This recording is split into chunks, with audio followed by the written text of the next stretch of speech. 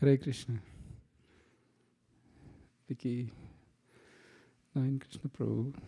Hare Krishna. Dasa Purnima. Thank you for joining for the ISKCON of Silicon Valley for our Sunday feast lecture.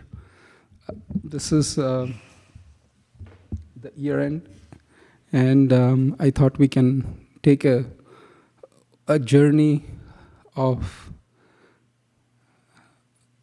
the spiritual landscape, if you will, and then maybe have some sort of plan for the upcoming year on how we can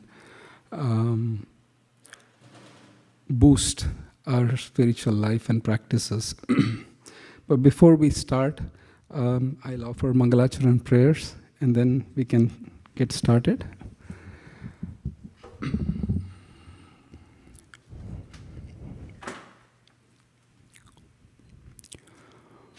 Om Ajnanathimirantasya Jnananjana Shalakaya Chakshurun Militam Yena Tasmai Sri Guruve Namaha Shri Chaitanya Manobhishtam Stapitam Yena Bhutale Swayam Rupa Kadamahyam Dadati Swapadantikam Vandeham Shri Guroho Shri Utapadakamalam Shri Gurun Vaishnavamscha Shri Rupam Sagrajatam Sahagana Raghunathanvitam Tvam Sajivam Sadvaitam Savadhutam Parijana Sahitam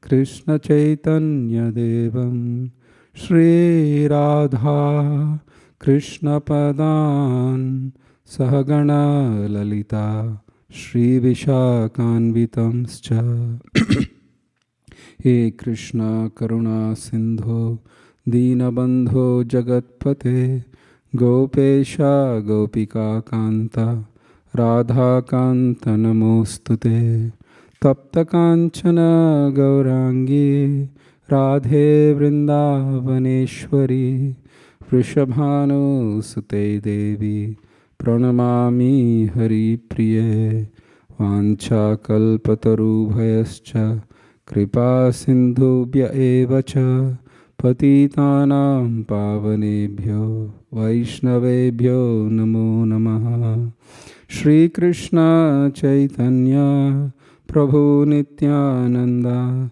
Shri Advaita Gadadhara Srivasadi Gaura Bhakta Vrinda Hare Krishna Krishna Krishna Hare Hare Hare Rama Rama Rama Hare Hare Nama Om Vishnu Padaya Krishna Presthaya Bhutale Srimate Bhakti Vedanta Swami Nitinamine Namaste Saraswati Deve Gauravani Pracharine Nirvishesha Shunyavadi Paschatya Deshatarine.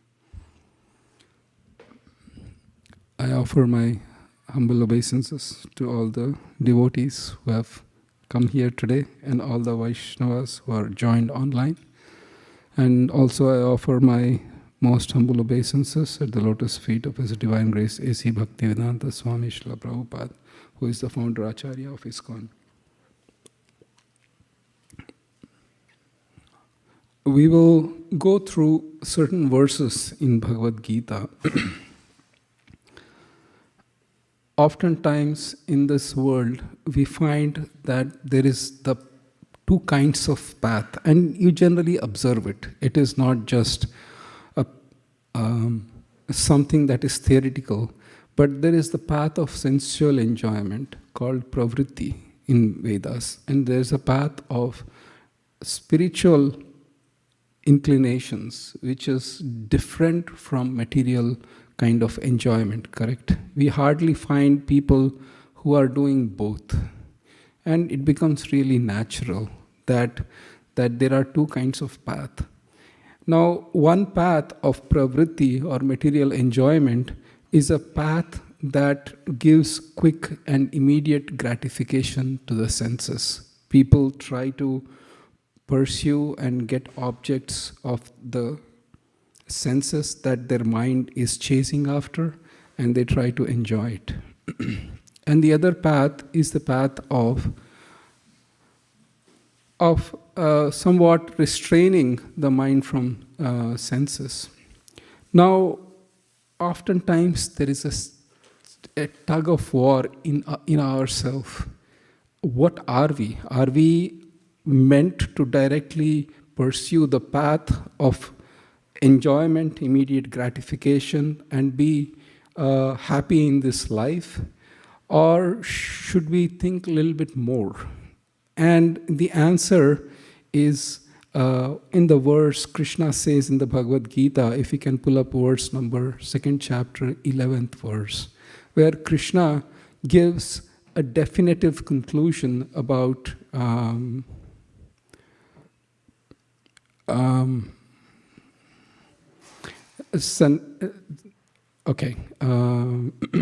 kindly repeat after me. This is a nice verse. We'll do one by one.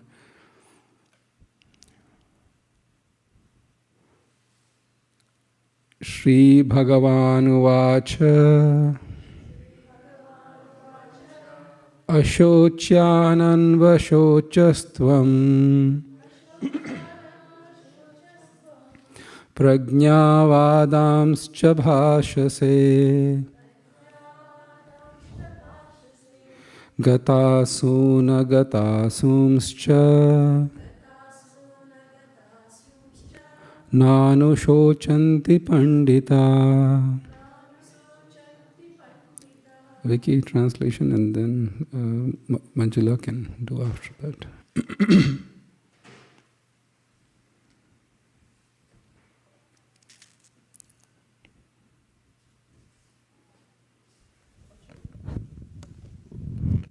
The Supreme Personality of Godhead said, while speaking learned words, you are mourning for what is not worthy of grief. Those who are wise lament neither for the living nor for the dead. Thank you. Next verse, please. 12. Kindly repeat after me. Natvevaham jatunasam Natvam neme janadipaha Na chaiva na bhavishyamaha Sarve vayamata param. Translation, please. Never was there a time when I did not exist, nor you, nor all these kings, nor in the future shall any of us cease to be. Next verse, Charlie Mahaprabhu, please. No, actually, the next verse is, 2:12. Yeah, the next one after this. Okay. Okay, that's fine. So here, Krishna is responding to Arjuna. In the initial stages of Bhagavad Gita, in chapter 1, Arjuna has this difficult job of fighting the battlefield of Kurukshetra. He realizes that it is an unpleasant task at the very best to fight one's own relatives, and it's a fight on to death. Either Arjuna wins the kingdom or he will be killed by his own relatives.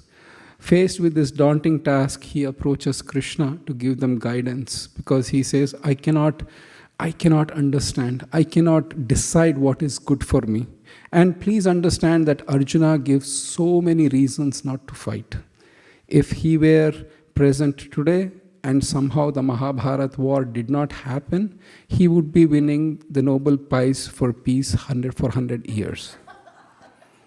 Seriously, the world, it's a devastating thing that happened there. So, when Arjuna reaches out to Krishna saying that I am a soul surrendered unto you, please instruct me, then Krishna starts differentiating between matter and spirit. He says that matter and spirit have eternally existed, and we are a combination of matter and spirit. And this is a point that we can understand. And Krishna gives an example. For example, we did say, Dehinosmin yata dehe. There is one verse. So think about it. Do you please raise the hand if you think my age is 12 years right now as I'm speaking? Please raise your hand. Hare Krishna. But please raise your hand if you think at one point of time I was 12 years old. Thank you. I am in the right crowd.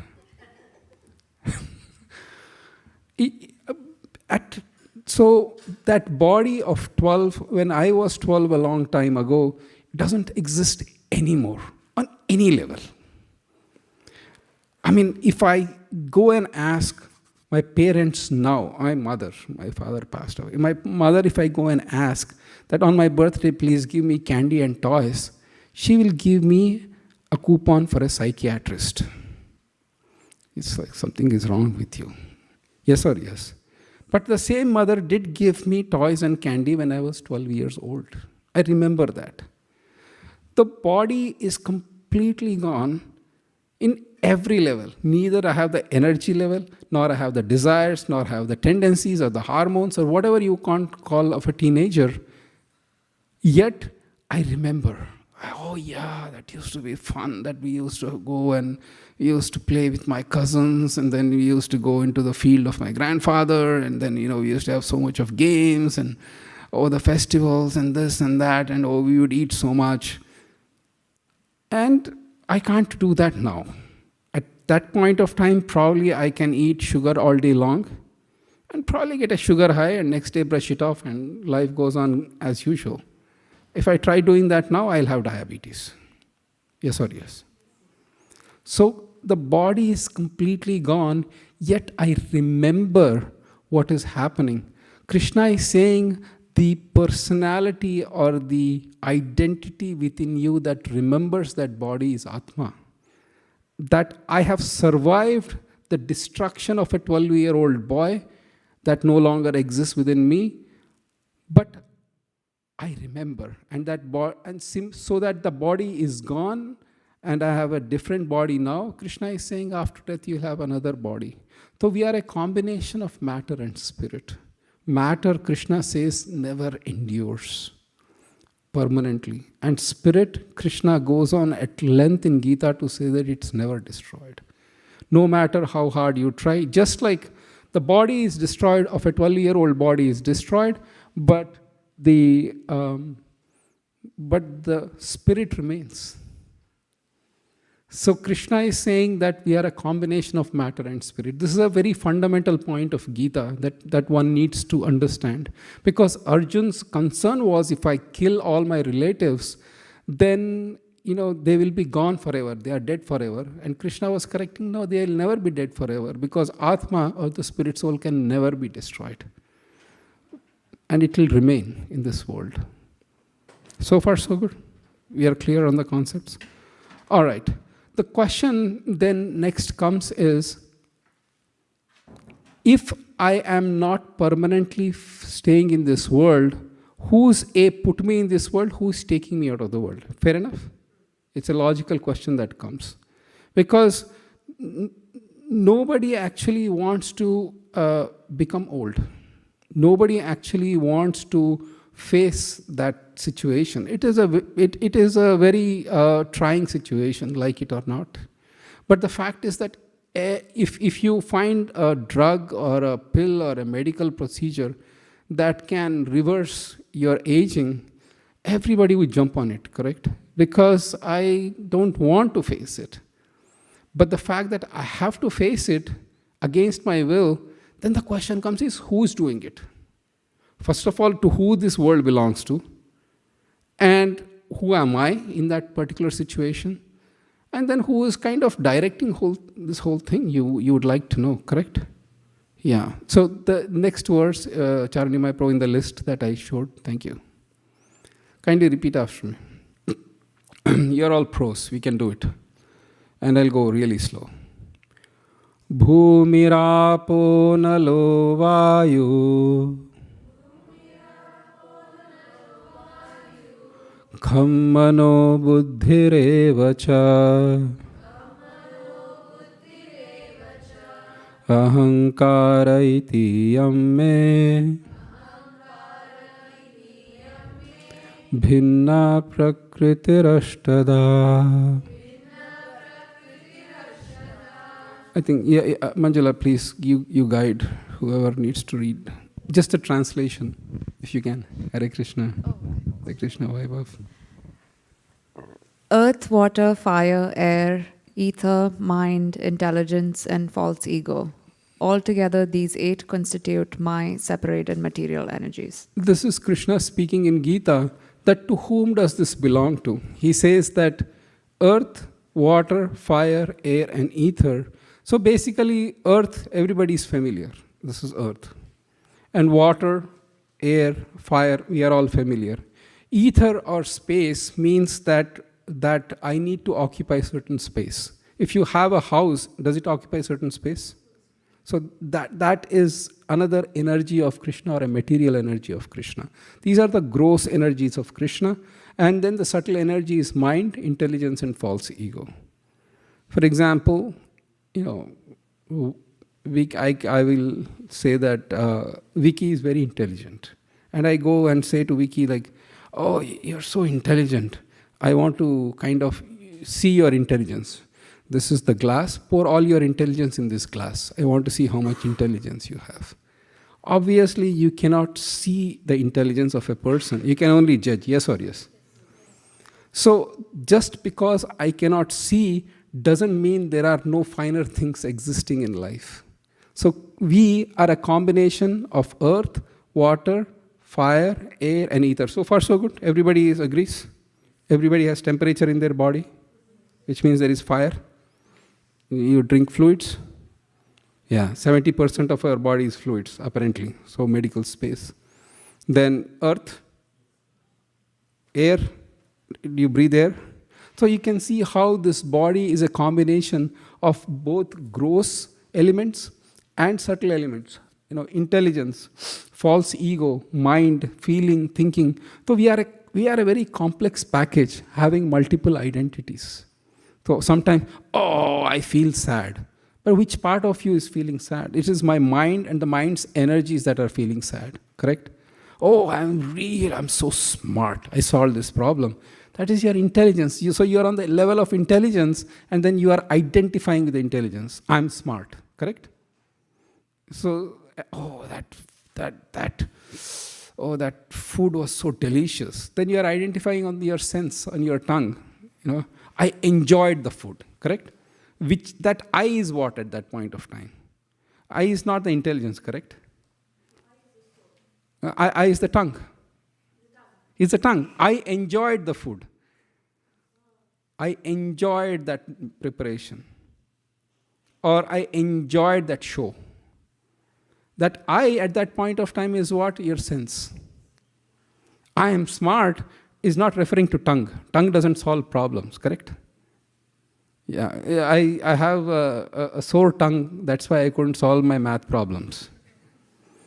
Sore tongue has nothing to do with math problems. Your intelligence is needed, correct?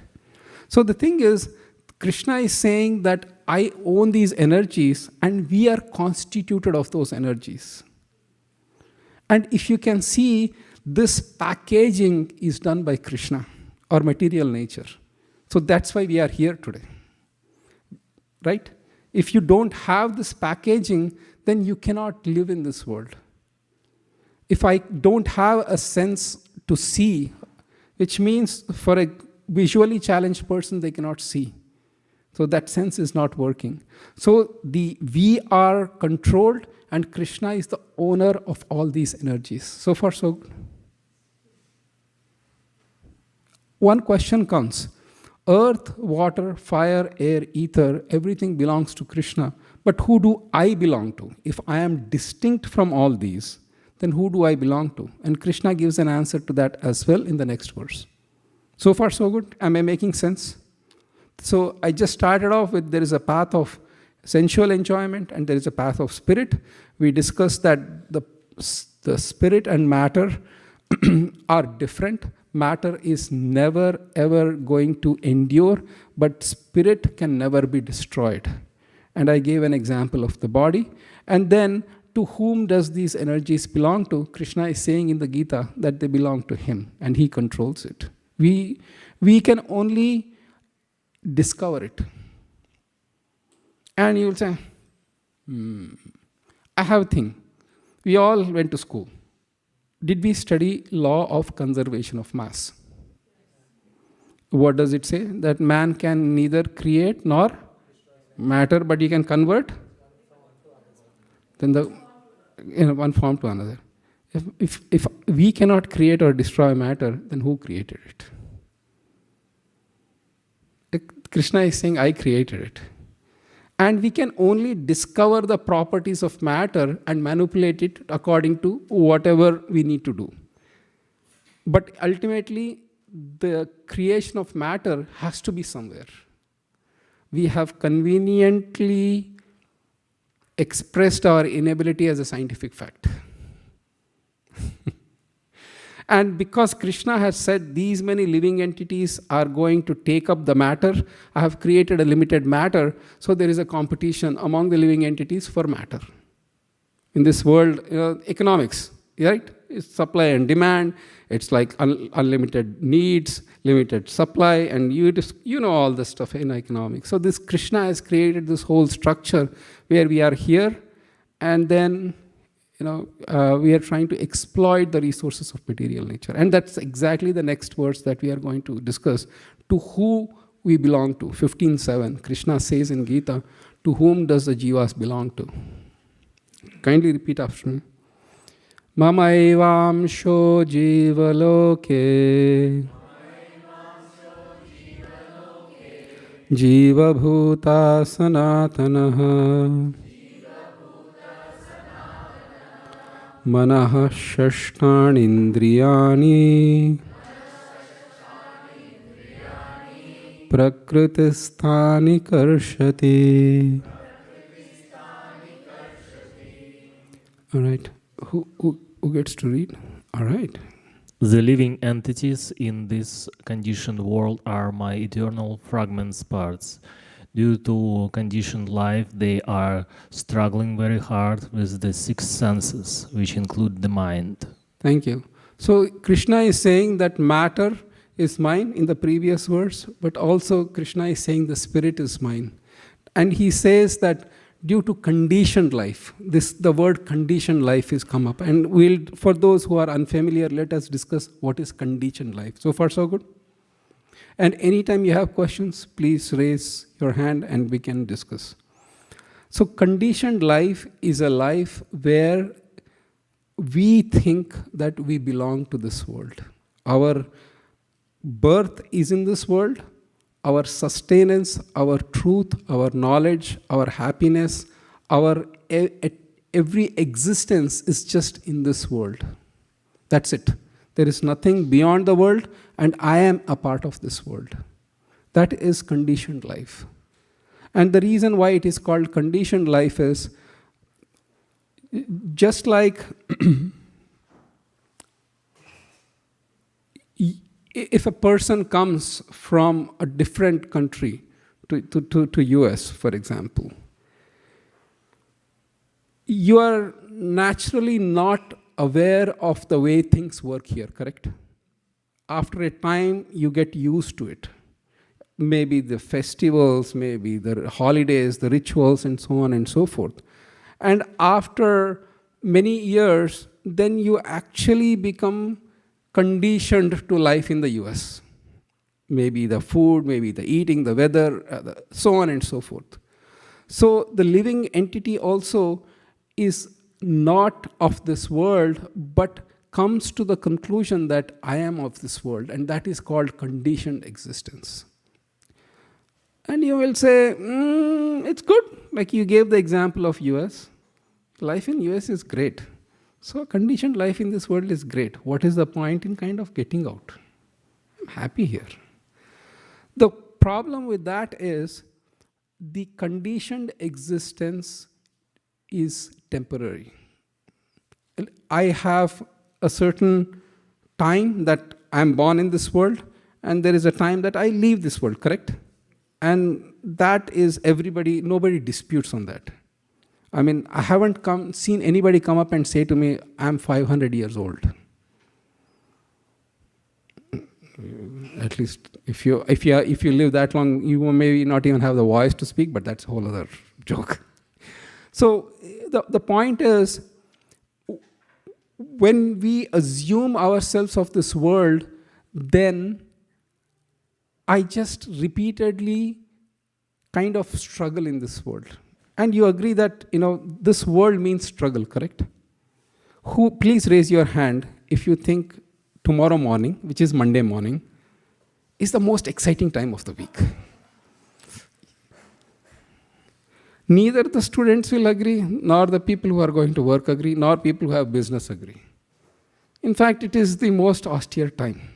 If you agree to kind of continue life in this world and say, I don't care about spirituality, then one is forced to work hard.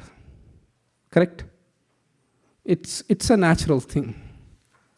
And the assumption is I work hard, whatever results I get, I will enjoy, and I'll continue life like this. But the problem is sometimes you get positive results, sometimes you get negative results. Yes or yes? Right? No, I mean, during COVID time, which we all experienced a few years ago, which person said that, let me open the newspaper, see which country has the maximum COVID, let me go get some COVID? It was exactly the opposite. In fact, your own family members, you said, our love will be very, long distance relationship right now during the COVID. It was. But the point is, if you continue in this world, then you have to endure both positive and results. But the Atma or the soul is hankering for unlimited happiness, correct? And this is where Krishna says that if you want to overcome this material world, then Krishna recommends the process of yoga. He says that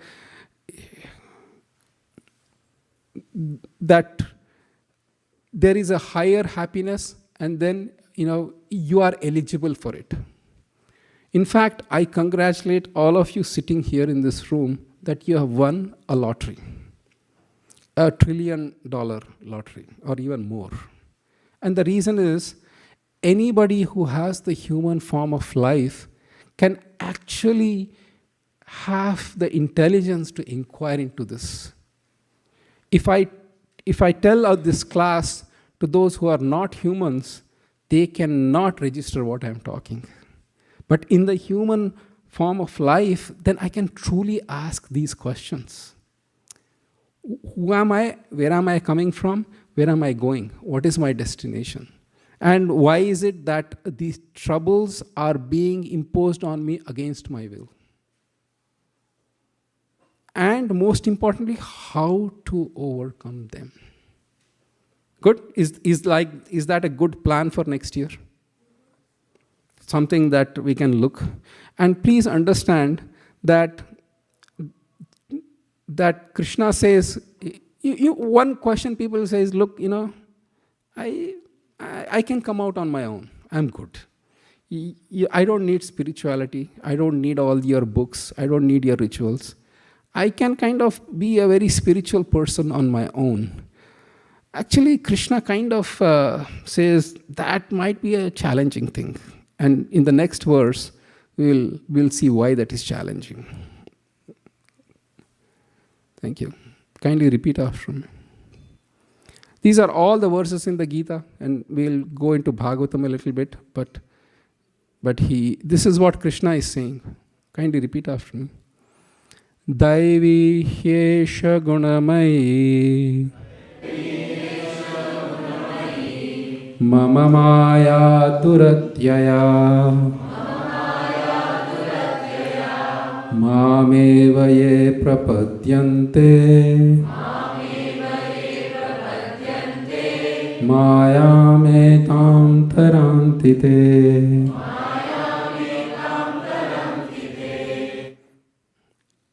Translation, please.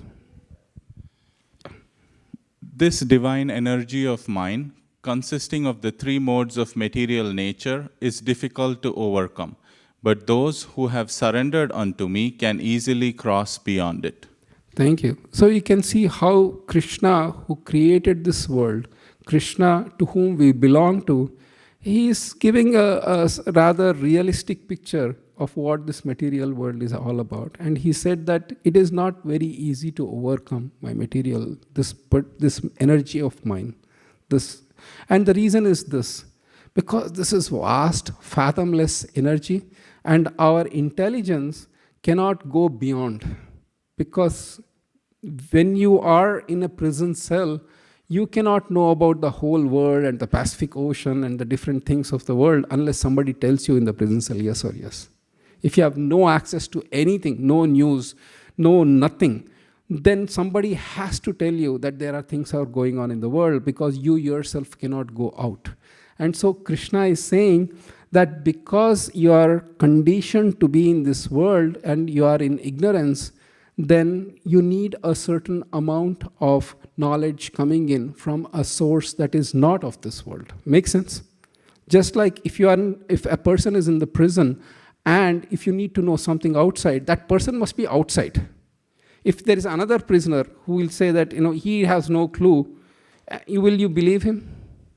Because you'll say, hey, you are in prison with me, how do you know what's going on? Unless you have a connection outside.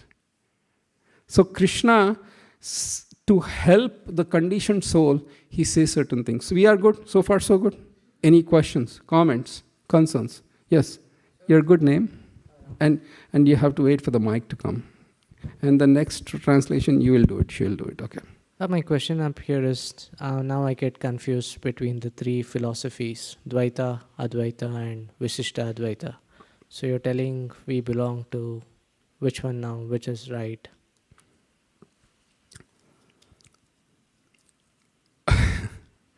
So please understand that Krishna is saying that there is the Jiva and there is He. And there is an eternal difference between them. In one sense, you can merge into Krishna, but in other sense, you can be distinct from Krishna. So for example, in Bhagavatam, it is mentioned there are 5 types of liberation. And one of the liberation is actually to merge into Krishna. That is a possibility, but we reject that possibility because our goal is that Krishna is the Supreme Lord and we are His eternal servants. And the state of divine service through medium of love is the highest bliss that you can get. And that's what we are chasing after. And I'll come to that point as well as we go through the yoga. All right. Please understand that one can never become equal to God. I have a question. Do you think that the king of a country will voluntarily forget he's the king and go to the prison and become a prisoner and suffer like the prisons? Is that possibility? Krishna says that this material world belongs to me. And this material world is temporary and full of miseries. So why would the Lord come and be part of this world? If you are equal to God, you are suffering, it's impossible that God would actually be equal to you. And the other thing is, if some force can make you forget your God and you are suffering in this world, that force must be powerful than you. So so that's why Krishna is saying, Mamai Vamsho Jiva Loke, Jiva Bhuta, Sanatana, eternal. The Lord is eternally the Lord. I am eternally His servant, or a part and parcel. I'm always His subordinate. That change will not happen. So there are few philosophies that kind of get mixed up and equate on every aspect. That is something that is logically seems incorrect. More questions? All right. We will do a kirtan for a few minutes and then we will continue, because This, we are stopping at a point where Krishna is saying it is difficult to overcome this material world. And this means God is very cruel person, bad person. He is putting me in a prison and he is saying you cannot come out of it. This is ridiculous. Correct? He is a wonderful person. Krishna is always our well-wisher. He is supremely beautiful, supremely merciful, is supremely eager for us to make spiritual progress. And the next part is what we will discuss that. So far, so good. Before that, we will have Kirtan for 5-10 minutes. For those who are unfamiliar what these guys are chanting, what is this mantra? The age that we live in is the age of quarrel and hypocrisy, right? One profession that is never ever going to go out of business is lawyers. Because there is, every day there is, the justice systems across the world are overloaded with cases, correct? It's taking a long time for anybody to kind of get, because the quarrel is on the rise. So in this age of quarrel and hypocrisy, which again God said why is created. People have come and said, oh, if this is such a bad age, then why did God create it?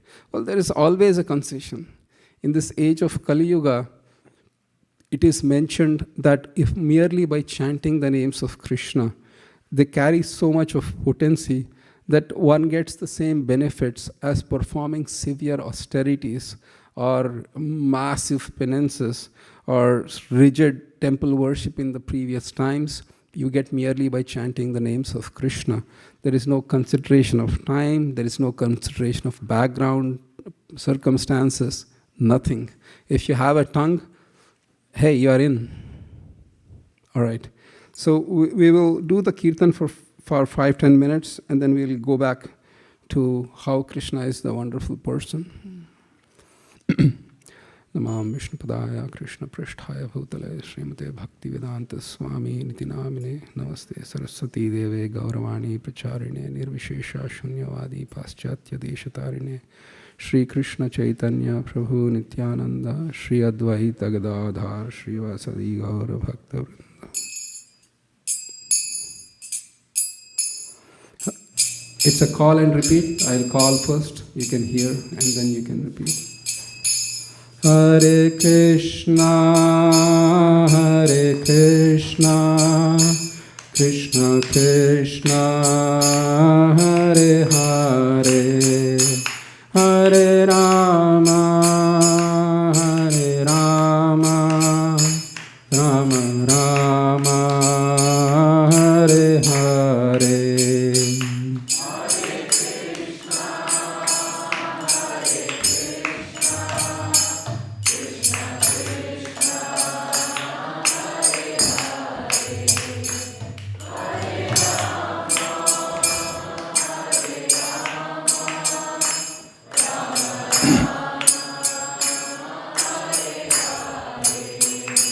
Hare Krishna, Krishna Krishna, Hare Hare, Hare Rama, Rama Rama, Hare Hare. Louder from your heart.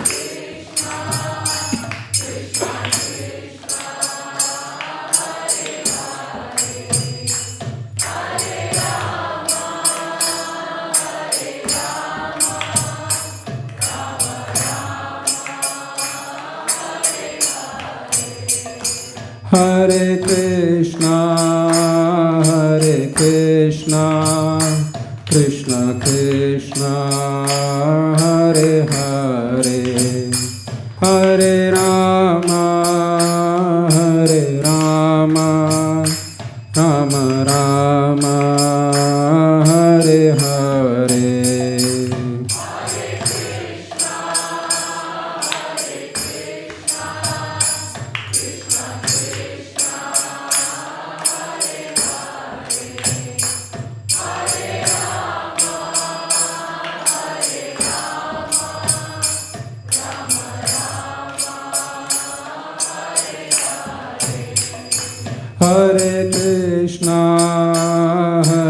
Krishna, Krishna Krishna, Hare Hare, Hare Rama, Hare Rama, Rama Rama, Hare Hare.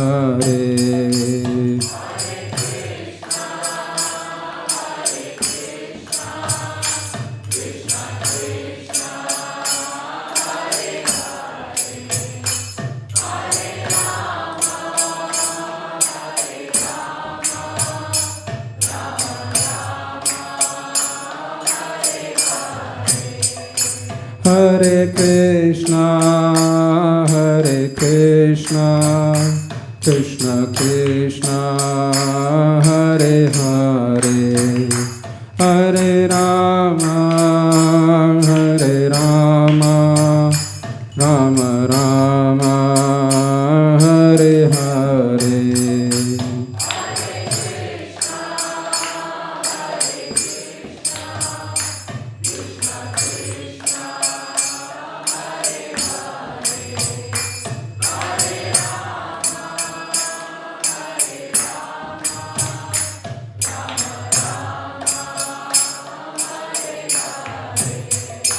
Hare Krishna, Krishna Krishna, Hare Hare, Hare Rama, Rama Rama, Hare Hare, Hare Krishna.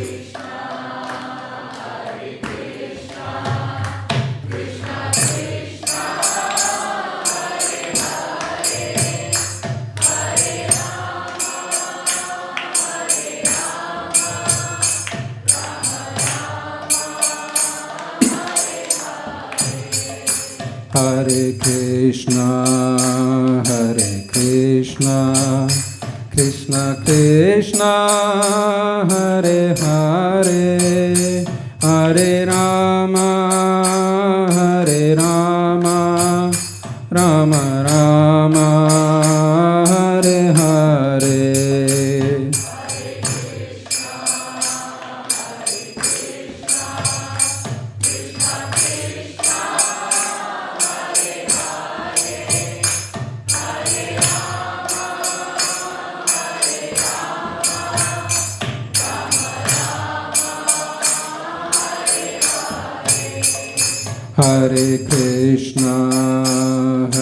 Krishna, Krishna Krishna, Hare Hare, Hare Rama, Rama Rama, Hare Hare.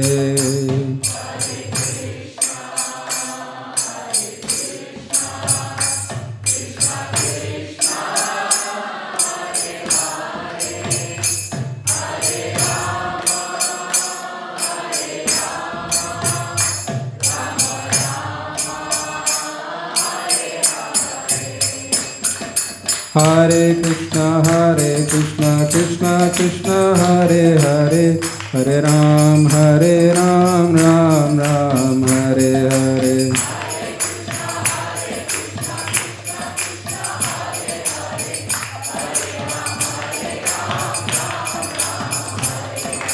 Hare Krishna, Krishna Krishna, Hare Hare, Hare Ram, Ram Ram, Hare Hare. Hare Krishna, Krishna Krishna, Hare Hare, Hare Ram, Ram Ram, Hare Hare.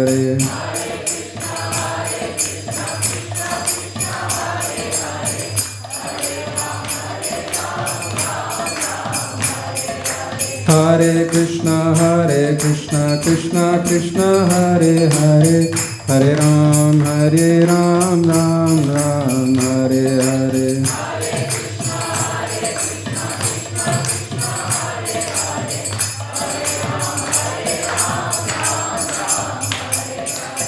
Hare Krishna, Krishna Krishna, Hare Hare, Hare Ram, Ram Ram, Hare Hare.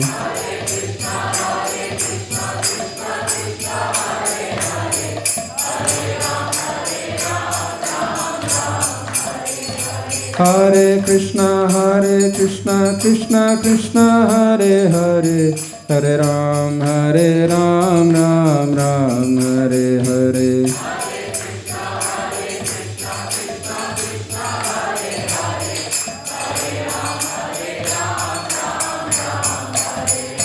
Hare Krishna, Krishna Krishna, Hare Hare, Hare Ram, Ram Ram, Hare Hare.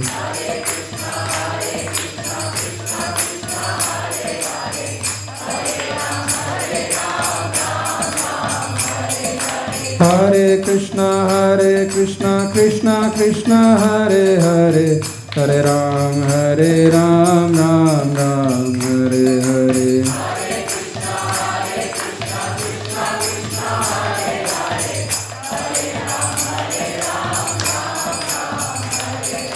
Hare Krishna, Krishna Krishna, Hare Hare, Hare Ram, Ram Ram, Hare Hare.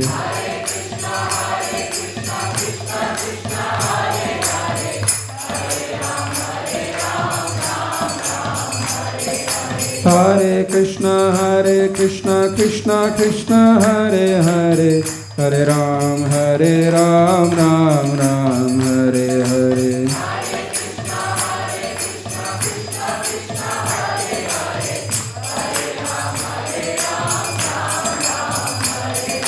Hare Krishna, Krishna Krishna, Hare Hare, Hare Ram, Ram Ram, Hare Hare.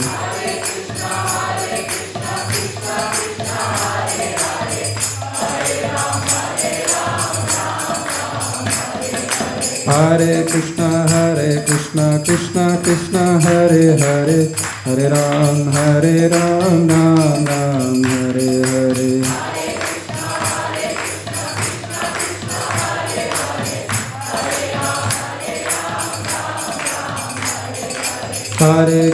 Hare Krishna, Krishna Krishna, Hare Hare, Hare Ram, Ram Ram, Hare Hare.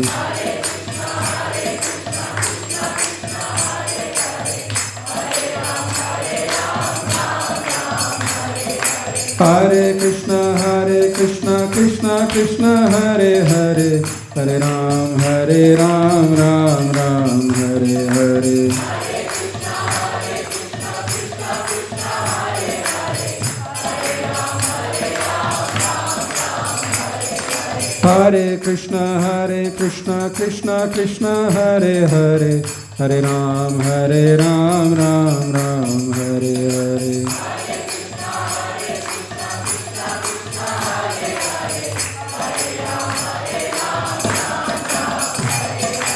Hare Krishna, Krishna Krishna, Hare Hare, Hare Ram, Ram Ram, Hare Hare.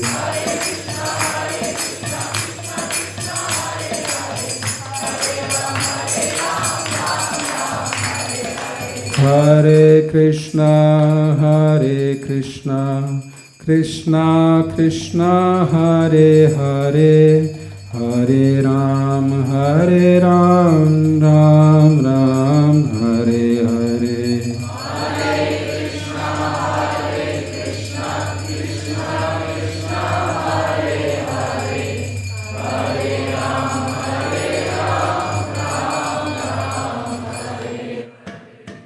Shri Harinam Sankirtan ki. Hare Krishna. Good questions, comments. For those who joined just a little bit late, I welcome all to our Sunday Feast program at ISKCON of Silicon Valley. Thank you for joining. Any questions or comments before we go ahead with the next part of our presentation? Just to give a summary of what we have discussed so far, we have discussed about how the matter and spirit exist. We are a combination of matter and spirit, and we are in a situation that we are surrounded by matter. And the owner and controller of both matter and spirit is Krishna, Bhagavan Sri Krishna, as he describes in Gita. And how he mentions that when we detach ourselves from matter, highest happiness awaits in the form of spiritual life. But then how to get there is what we were going to discuss in the part 2 of our presentation, right? Okay. So we can go to Bhagavatam now. We have this scripture called Bhagavatam. Now, for those who are unfamiliar, Bhagavad Gita and Srimad Bhagavatam are two different books. Bhagavad Gita is what was spoken by Krishna to Arjuna when Arjuna had a crisis on the battlefield of Kurukshetra, and for the 18 chapters that Krishna spoke, he resolved all the doubts and confusion that came about by Arjuna's situation. And at the end of that 18 chapters, Arjuna's doubts were resolved. But Bhagavatam is a multi-volume book, because at the end of 18th chapter, or in 18 chapter 66 verse, the most important instruction of Gita comes about, where Krishna says, Sarva dharman parityajya mamekam sharanam vraja, aham tvam sarva papebhyo mokshayishyami ma shacha, which means that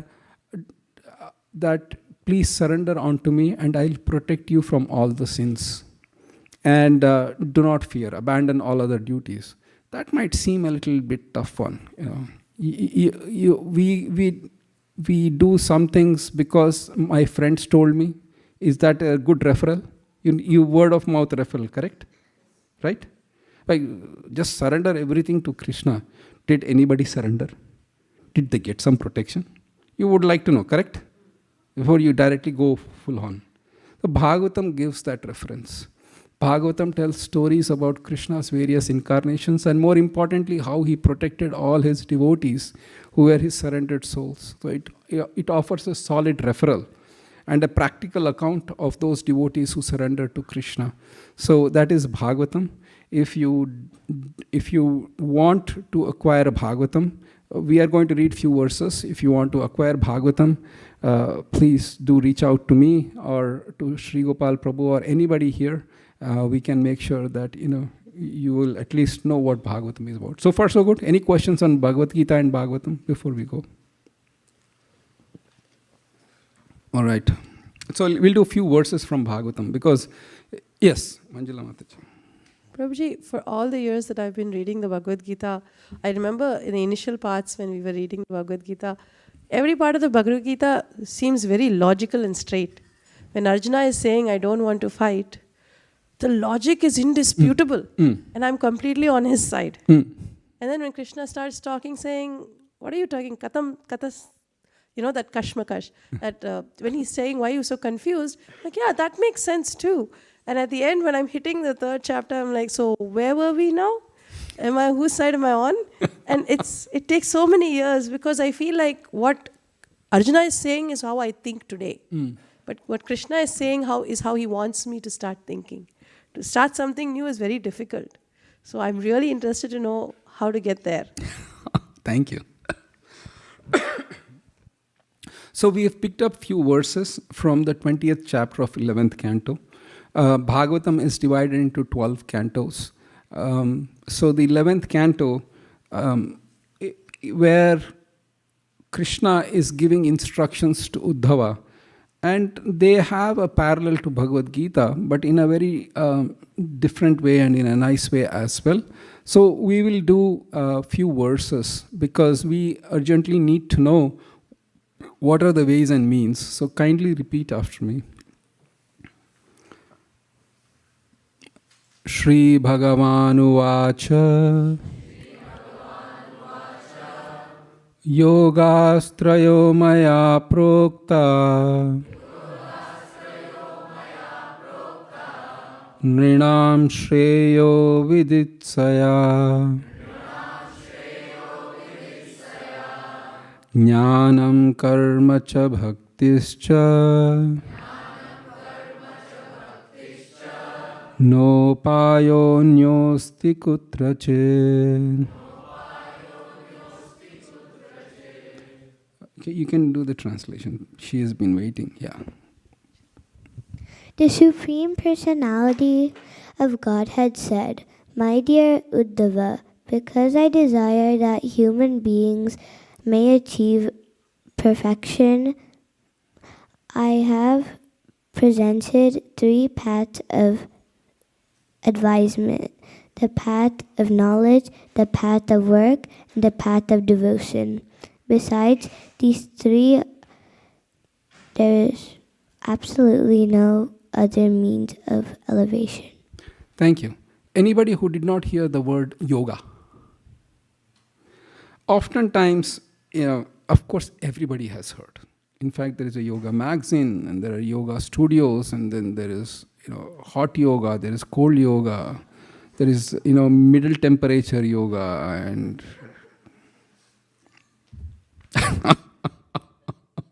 so Krishna is saying the word yoga actually means to connect. When we say, because none of us can simply say that I am happy in this world, because this world has both up and down. And in fact, I might say personally I am really happy, but then the external forces might cause me to be unhappy, correct? Because I am not in the control of my own happiness.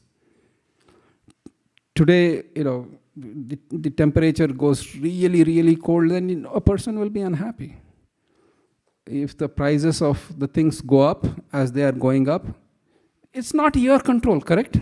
You never said, okay, God, today give me say, at least 20% inflation. Nobody does that. But because you are in this world, you want to be happy. Every Atma or Jiva wants to be happy. And that is true of human or animal species. But the unlimited happiness, Krishna is saying, will come through a spiritual path or recognizing one's own spiritual position and acting according to it. And therefore he says, this is where the beauty of Krishna comes. Here he says, because I desire humans may achieve perfection. Krishna wants us to become perfect in that spiritual processes. And therefore he says, I have presented 3 forms of yoga. One is the yoga of action or work, or yoga of knowledge. And the third is yoga of devotion. So far, so good. And we have these very clearly defined in Bhagavad Gita. For those who want to read Bhagavad Gita, chapter 3 talks of karma yoga or yoga of work, and then chapter 4 talks of jnana, and then the chapter 7 onwards, especially 12th chapter, talks of bhakti yoga. There are 3 processes of yoga. And here but then the question will come, which is better for me, right? Is that a logical question? Or what should I do? Then Krishna actually gives a little bit of criteria. Let's discuss few more verses where Krishna gives the criteria on what it means. And before we, let's go into that, kind of. Okay. Kindly repeat after me. Nirvinnanam jnana yogo Nyasinam iha karmasu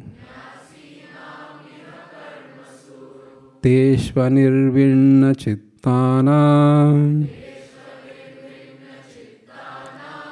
Karma yogastu kaminam.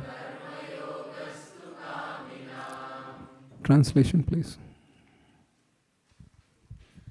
Among these 3 paths, Jnana Yoga, the path of philosophical speculation, is recommended for those who are disgusted with material life and are thus detached from ordinary fruitive activities. Those who are not disgusted with material life, having many desires yet to fulfill, should seek perfection through the path of Karma Yoga. Thank you. So here Krishna is giving the criteria. So for those who have become really like, I don't like this life at all. And unfortunately, if you don't have the knowledge of yoga, that can go deep into depression, because you don't feel like working, you don't feel to be part of anything, and that kind of puts you into a depression. And people generally abuse substances or consume excessive alcohol to forget it, because they are neither able to fully participate because of not having that desires, but at the same time, they are still unhappy. And to resolve that, Krishna is saying that for those who are in that path, Jnana Yoga is the best. What is Jnana Yoga? Jnana Yoga is a path of trying to acquire spiritual knowledge and discrimination. So what is matter? What is spirit? Absorb or attach to spirit, reject matter. That is the path of Jnana. And in the modern life, it might be a little tough to do it because Jnana Yoga involves very extensive and deep reading of scriptures and Upanishads, and then trying to understand the philosophical speculation and the arguments and so on and so forth. There is the logic involved. There is debates involved. In the modern life, it is little difficult. And oftentimes, what is presented as spirit can be somewhat dangerous. It can be our own mental speculation, which might not necessarily be true. So that is the path of jnana. And for those who have desires, then Krishna is saying that you work, but you give up the fruits of your work to me. And that is karma yoga. So yoga means to somehow or other link up with God. That is the definition of yoga. There are paths, different paths, but that is the yoga. So far, so good. So Krishna is saying that I have presented these three paths. Sorry? Only two now, thank you. But what is for the bhakti yoga? We can see the next verse, please. Kindly repeat after me. Yadrichaya mat katadau Jata shraddhastu yah puman Na nirvinno nati sakto Bhakti yogosya siddhidaha. Translation, please. If somehow or other by good fortune one develops faith in hearing and chanting my glories, such a person, being neither disgusted with nor very much attached to material life, should achieve perfection through the path of loving devotion to me. This seems to be a little doable, correct? So the qualification of a person who wants to do bhakti yoga is they are neither very disgusted with matter, nor they are too attached with matter. And actually, most of us are on that platform, more or less.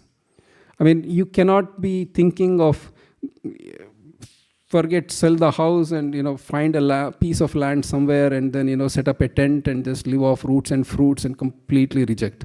I don't think it's hardly possible in this age.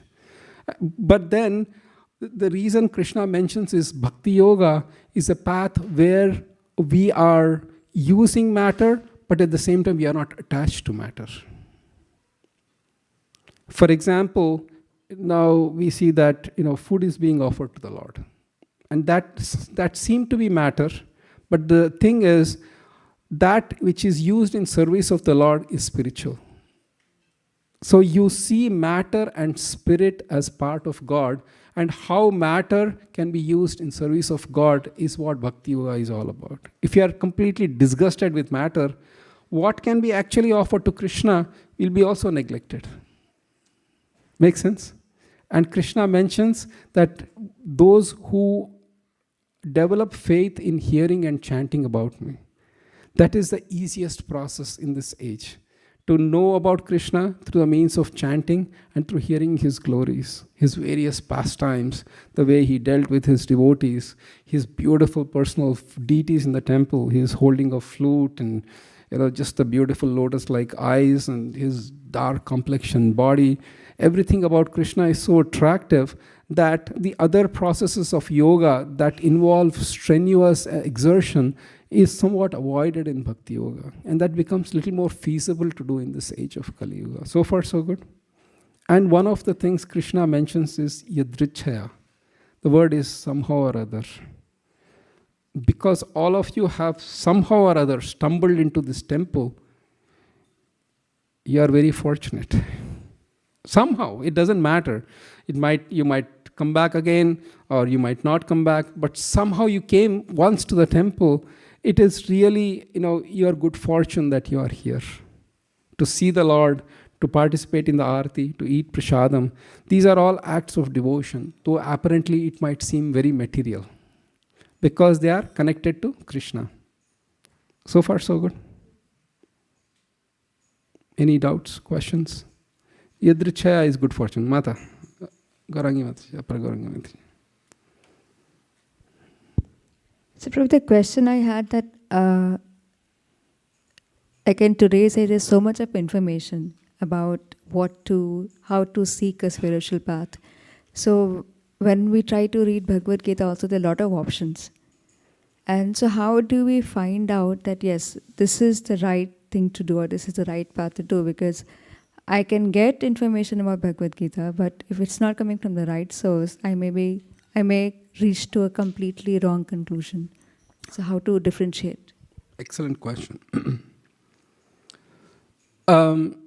Because I talked of yoga of knowledge, let's look up Krishna in the 4th chapter. He mentions there are various means to acquire knowledge. He says by performing sense control, by performing sacrifices, by study of literature, and all that you come to a divine transcendental knowledge. But then it seems a little tough. Do you like a shortcut?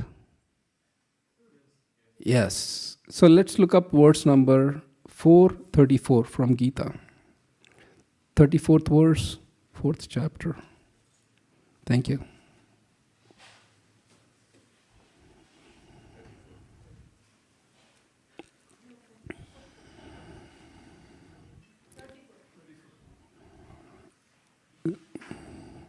Kindly repeat after me. Tad vidhi pranipatena pariprashnena sevaya upadekshanti te jnanam jnaninas tatvadarshinaha. Translation, please.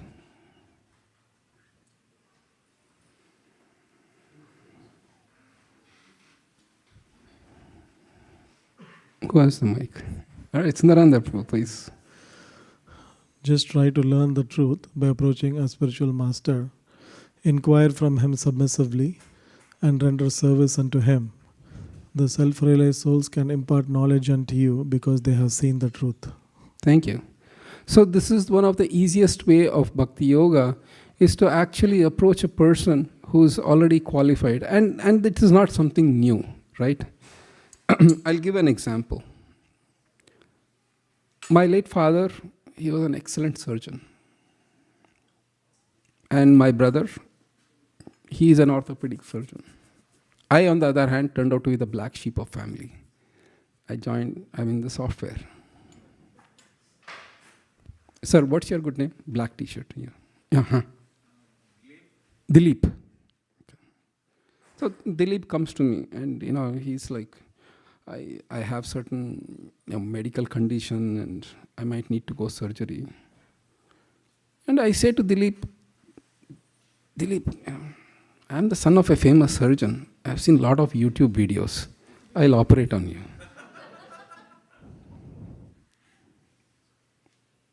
Dilip will be like, maybe you need to see a psychiatrist first. Yes or yes? Because to do an operation, I know what it takes. You have to do 8 to 10 to 12 years of intense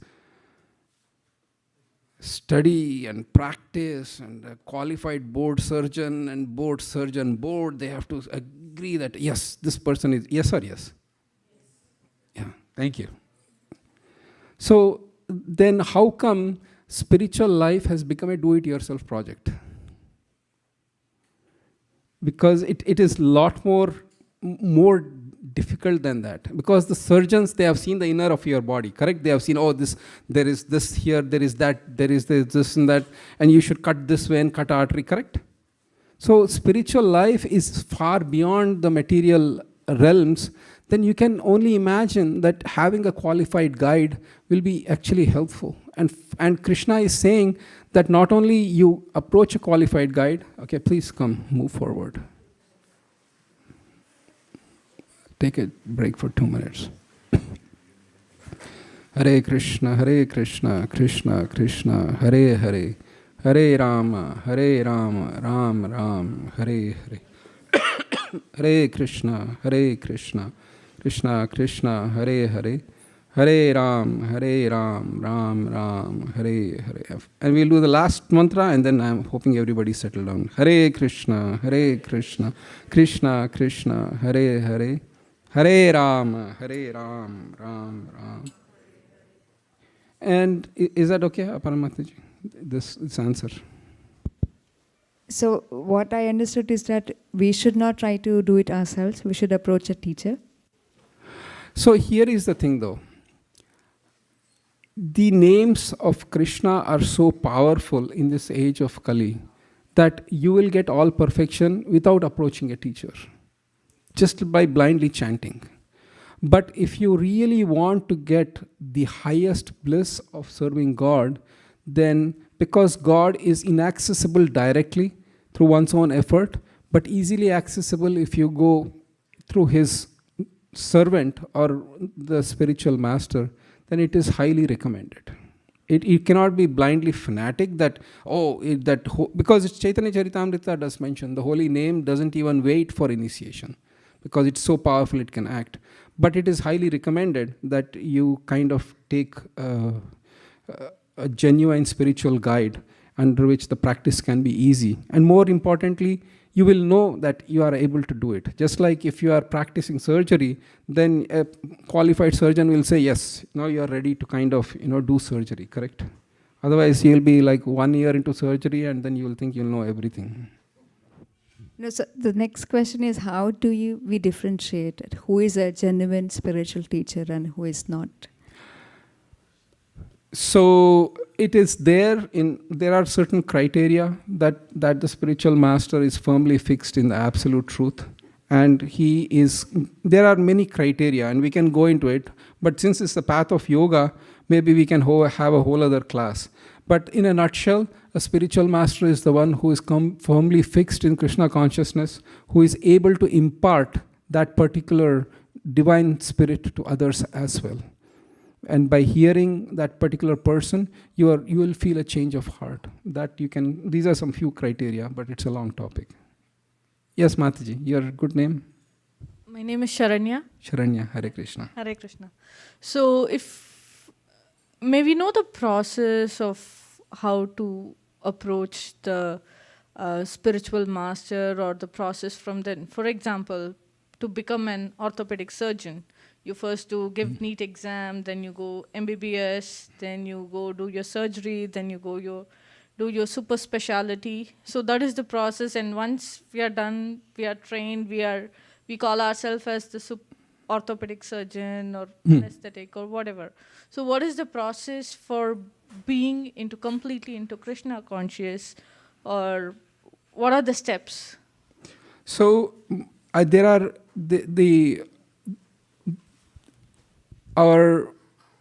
there is a book called Bhakti Rasamrita Sindhu where we have the steps. It starts from faith to love of Godhead. So the step is that initially there is faith, and then we have the association of people who have strong faith. Then we actually take a guidance from a spiritual master and engage in the activities of hearing and chanting. Then the unwanted things in the heart, they slowly go out. Then you will get a taste, then a firm fixity in the process of devotional service. Then the initial love that comes about, which is bhava, and then the love of Godhead, which is prema. So there is technical definitions of our posts, and we can discuss more offline if you want to. But that is, in general, that is there. And one thing is you will know is that, I have a question. If you go to a restaurant and if you are really hungry, does the restaurant give you a certificate saying that, oh, you are full now, after you have eaten? You yourself will satisfied, correct? You will feel nourished, You will feel your hunger is gone. You will feel that you are getting energy back. So similarly, the reason is this. Because one of the things about spiritual master that can come up is this. Today, I don't know who I am. I approach a spiritual master, and then that spiritual master will guide me. But if I become self-realized, maybe I need another spiritual master so that you can tell me you are self-realized. I'm telling you that, is it making logic? Today, I don't know. Tomorrow, I may need another person. But the nature of Atma is it is self-revealing. Once, just like if you take a torch and go into the dark room, the torch will reveal all the objects in the dark room, and the torch will reveal itself, what color the torch is. Similarly, a self-realized person under the guidance of a bona fide spiritual master, the Atma is self-illuminating. You will yourself know. Is that helpful? All right. More questions? Because we'll do a little bit, few more verses, and then we will have like a kind of, we'll have some New Year plans and kind of resolutions, if you will. Don't worry. All is good. Next couple of verses we'll discuss. Kindly repeat after me. Tavat karmani kurvita na nirvidyeta yavata mat katha shravanadau va shraddhayavan na jayate. Translation. As long as one is not satiated by fruitive activities and has not awakened his taste for devotional service by Shravanam, Kirtanam, Vishnu, one has to act according to the regulative principle of the Vedic injunctions. Thank you. Bhakti is a path that the soul is completely awakened to Krishna, and serving Krishna will become the only purpose of life. And Krishna himself says in the Gita that one who is completely absorbed in me, ananyas chintayanto mam, with no other goal, no other material desires, then Krishna says that I will maintain him. I will completely take care of their necessities. But till that stage has not come about, then we need to balance our activities. We need to go to job, but at the same time, we need to engage certain time in spiritual activities, which is absolutely essential. And if you go on these two paths, then at one stage, the material path will just go away, because the whole being is absorbed in Krishna. The whole being is just so satisfied in serving Krishna that material desires and material tastes kind of, it doesn't hurt. So that is the stage of perfection, but it will take time. That process of taking time, or process of doing regulated spiritual practice, is what is called sadhana bhakti. And that will lead to the higher goals. If you have both, then you need to do both. So to say that one of the things one should watch out is, you know what, the spiritual practices can wait. I will do it when I am 60. Or I need certain amount of material stuff in place before I can actually take to this process. The danger with that thinking is that one will never have enough. A. B is, how can you guarantee that you will have the body and everything in place to actually pursue spiritual paths? So the trick or the secret of success is that I will pursue both the paths in a way that it is balanced. Both of them are in sync. And that is where we make our choice. If my job is consuming 18 hours with no time for spiritual practices, or no time for recharging through spiritual prayers and puja, then maybe I need to change the job. Maybe I need to change things. But at the same time, I cannot simply say, because I have other desires, just doing puja is enough. No, I need to do both. And that art of making sure that we balance it is the best way to start in bhakti. So far, so good. Questions? Comments? Yes, Mataji, one questions. Please give the mic to Mataji, and then yes, please, yeah. Then first she, and then you. I think the buzzer kind of happened. She. Hi. Yes.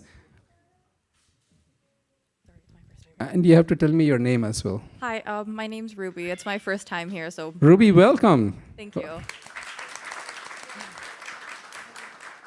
My question was, I've been reading a lot about just the Mahabharata, and they talk constantly about this idea of dharma, and I was curious if just pursuing the material path and pursuing the spiritual path, like you mentioned in terms of sadhana bhakti, are those both a part of every person's dharma? Thank you. The root of the word dharma is not faith. It is not an idea of religion or sect or religious practices. At the very core of the word dharma is that which sustains. The very root of word dharma is what sustains. So when I need to sustain, then there are two paths I need to sustain. One is I need to sustain my material body. I need to sustain my spiritual activities and spiritual soul as well. So in the path of sadhana, the dharma becomes, my dharma is to maintain the body so that it's fit, and at the same time I do my spiritual practices. So both dharmas are going on, my material dharma and my spiritual dharma. Just like it's not difficult to imagine. If you have a car, you can actually become too attached to the car, to the point that you get obsessed over it. Every day you are buffing the car, polishing the car, wasting many hours on the car, and neglecting your job. Your boss says, hey, it's just 2 o'clock, you're going. Yeah, I need to go home and wash my car. You get too attached to the car. The extreme other detachment is, what car, what world, this is not mine. And soon you will find you will be stuck in the middle of the road because your car refuses to start, you have not been maintaining it. So neither too much of attachment nor too much of detachment is needed, because dharma is that you need to maintain. Just like my body is actually a car that I am riding in, and unfortunately there are no loaners. So you need to take care of this car. So having that is something that we will discuss a little bit as well. So does that help, Ruby? All right. Yes, your name, please. Hello, my name is Jay. Jay, Hare Krishna, welcome. Hare Krishna. So you said the spiritual path. So what do you mean by spiritual? Like spirituality, what do you mean by spiritual path? Is that you have to find your own, or is there like a world like renowned definition or something? So Krishna has said there are 3 spiritual paths that I offer, and in this age of where we are, where the stress levels are through the roof and hardly there is any time for anything else. So the path of spirituality is to nourish your own spirit soul, that you are a combination of matter and spirit. So you need to take care of both the spirituality, Jay. Is that helpful? Okay, what else? So by hearing and chanting about the Lord, you are actually taking care of spiritual aspect, because the spirit or Atma is connected to Paramatma eternally. There is no way you can break it. So the process of Bhakti Yoga is to actually revive that lost connection. Is that helpful? So on a daily basis, when you actually get connected to Paramatma or the Supreme Lord through devotion, and that is what is called Bhakti Yoga. We can do more because I have 5 more minutes, but if you want, we can meet offline and then we can discuss more as well. But thank you for your really, really deep question. More questions? All right. We are in the last or the penultimate week of 2025.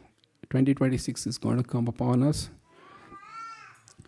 So we actually can take some time to reflect on, for those who have been practicing the path of spirituality, I truly congratulate you for doing whatever you did this year, because that Krishna is saying is never lost or is never in vain.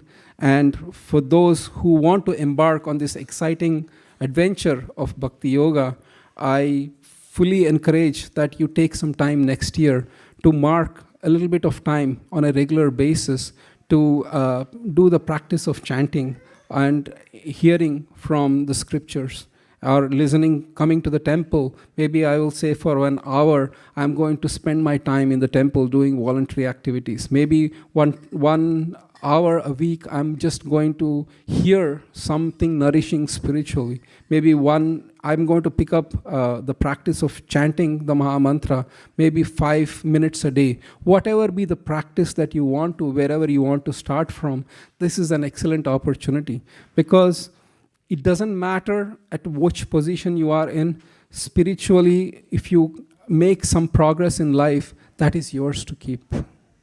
One of the dangers I mentioned is that I can postpone my spiritual practices to make sure I get my material accomplishments in place. A, they are not definitive. B, the fact is that if I go without doing some spiritual practices, then everything I leave behind. But spiritually, whatever I have done, I can take it with me. So it is imperative that we take some time to or give some time for our spiritual practices. Is that helpful? Hare Krishna. Not now. We'll do Kirtan in 2 minutes. You have to wait for 2 minutes.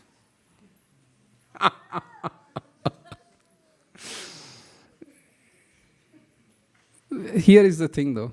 So you make a commitment that I will do certain thing, but you have to do it regularly. Spiritual life means sustainability.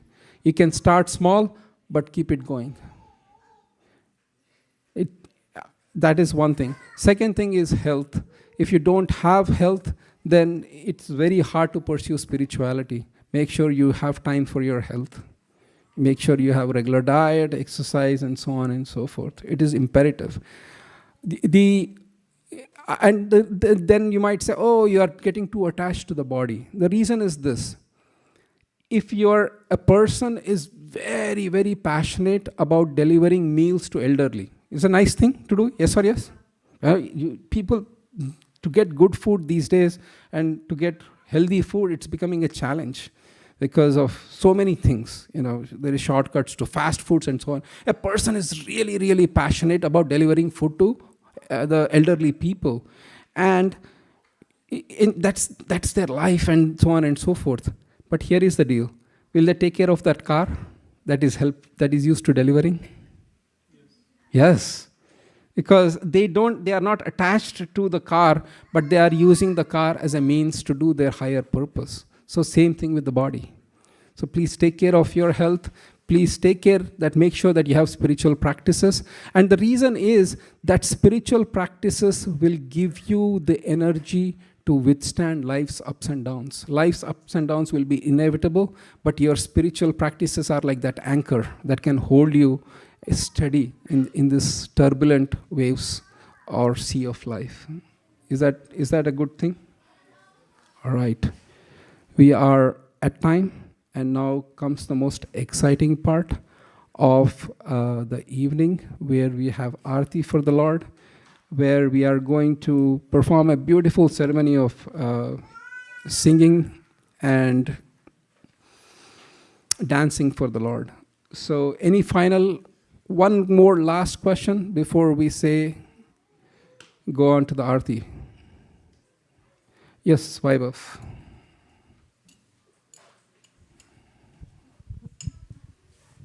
Hare Krishna Prabhu. So we understand chanting will get you closer to the Krishna, right?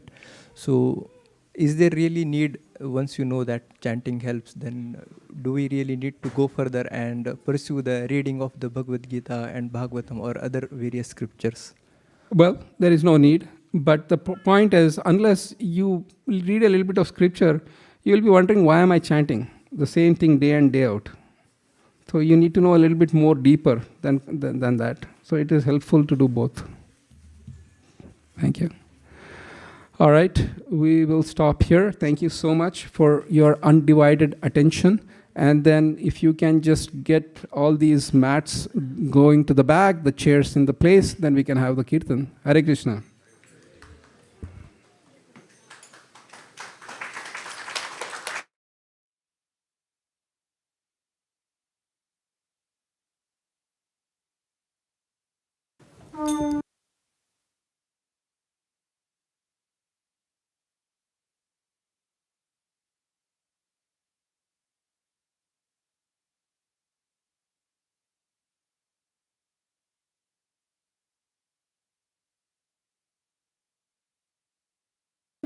Hare Krishna.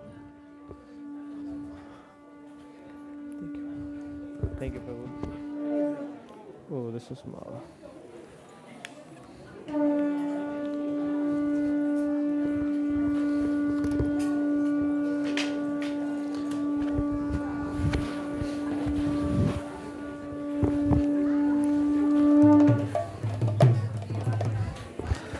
Nama Om Vishnu Padaya Krishna Prasthaya Bhutale Srimate Bhakti Vedanta Swami Niti Namine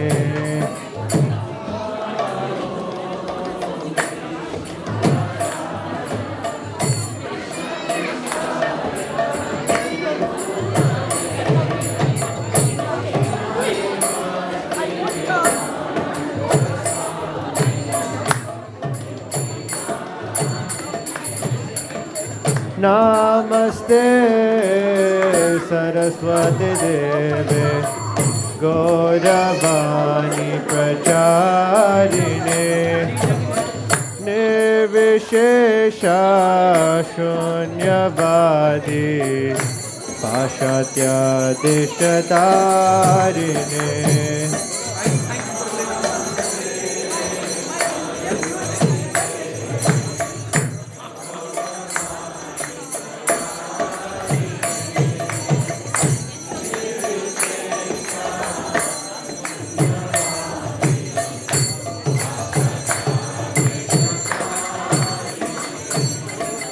Shri Krishna Chaitanya Prabhu Nityananda Shri Advaita Gadadhar Srivasadi Gaur Bhaktavrinda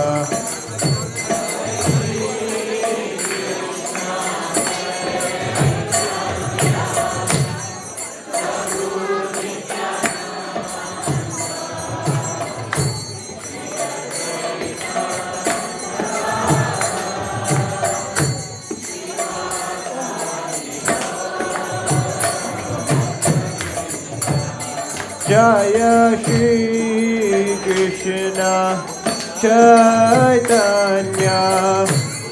Prabhu Nityananda Shri Advaita Gadadhar Srivasadi Gaur Bhaktavrinda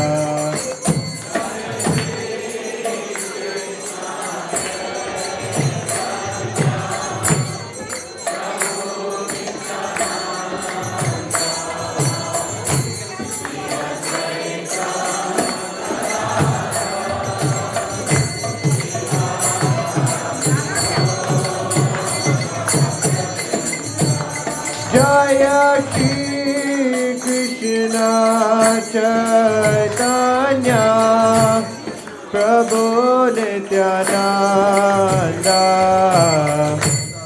Shri Advaita Gadadhar Srivasadi Gaura Bhaktavrinda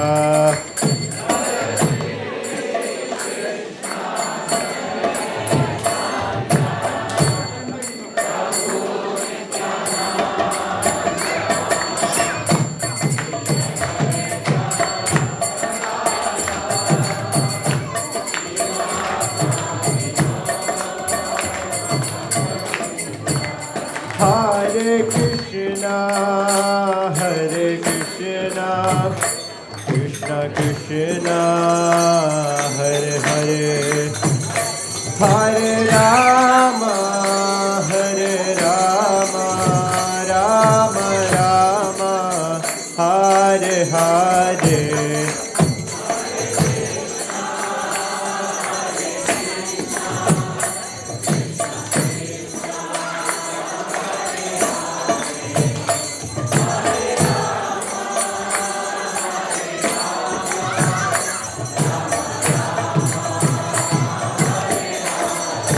Hare Krishna, Hare Krishna, Krishna Krishna, Hare Hare, Hare Rama, Hare Rama, Rama Rama, Hare Hare.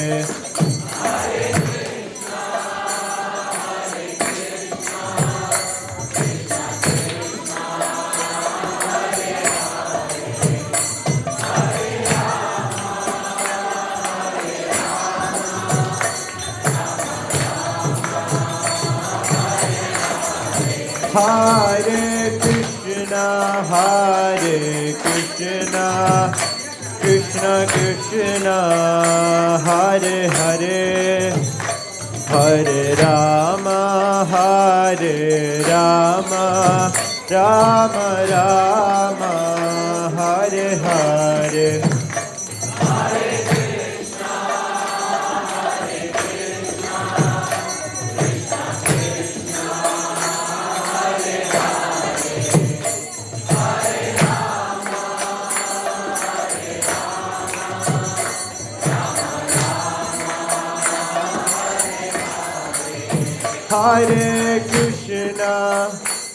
Hare Krishna, Krishna Krishna, Hare Hare, Hare Rama,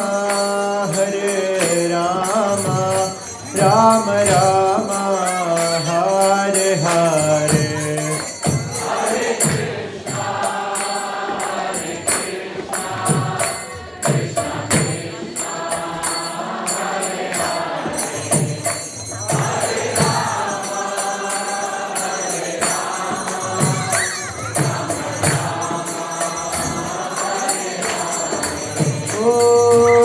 Hare Krishna, Krishna Krishna, Hare Hare, Hare Rama, Rama Rama, Hare Hare.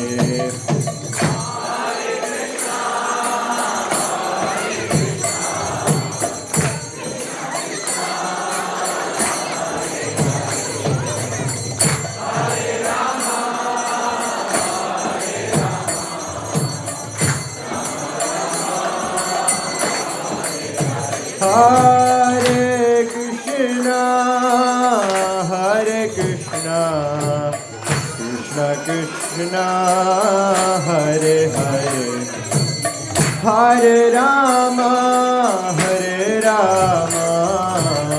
Rama Rama, Hare Hare.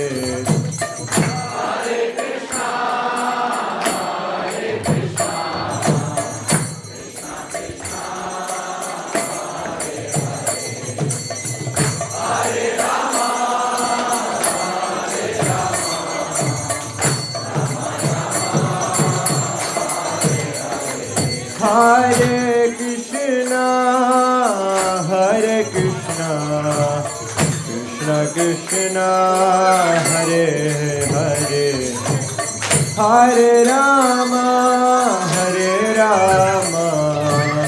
Rama Rama, Hare Hare.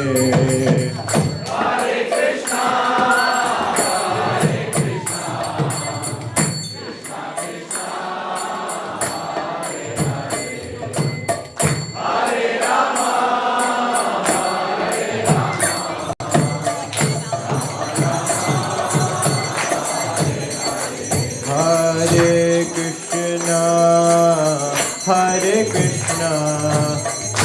Krishna Krishna Hare Hare Hare Rama Hare Rama Rama Rama Hare Hare Hare Krishna Hare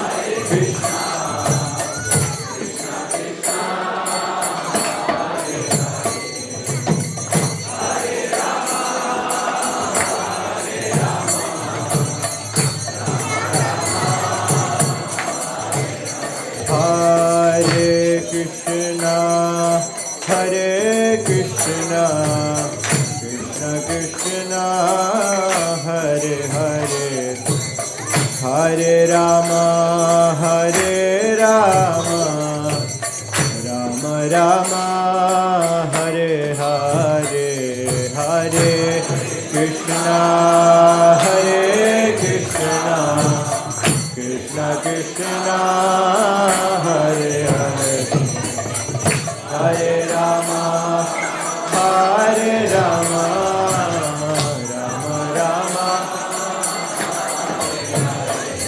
Hare Krishna, Hare Krishna, Krishna Krishna, Hare Hare, Hare Rama, Hare Rama, Rama Rama, Hare Hare, Hare Krishna, Hare Krishna, Krishna Krishna, Hare Hare, Hare Rama, Hare Rama, Rama Rama,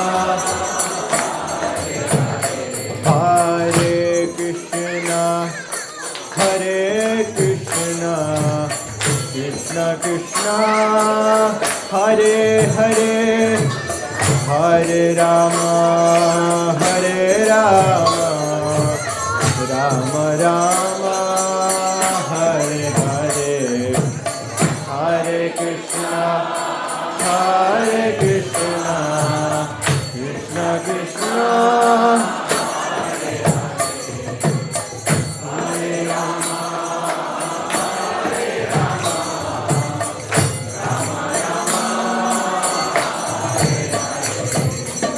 Hare Krishna, Hare Krishna, Krishna Krishna, Hare Hare, Hare Rama, Hare Rama, Rama Rama, Hare Hare, Hare Krishna, Hare Krishna, Krishna Krishna, Hare Hare, Hare Rama, Hare Rama, Rama Rama, Hare Hare Krishna, Hare Krishna, Krishna Krishna, Hare Hare, Hare Rama, Hare Rama, Rama Rama, Hare Hare,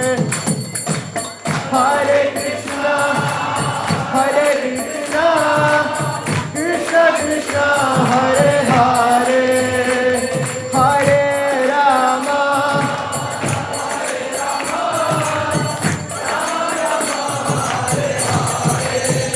Hare Krishna, Hare Krishna, Krishna Krishna, Hare Hare, Hare Rama, Hare Rama, Rama Rama, Hare Hare, Hare Krishna,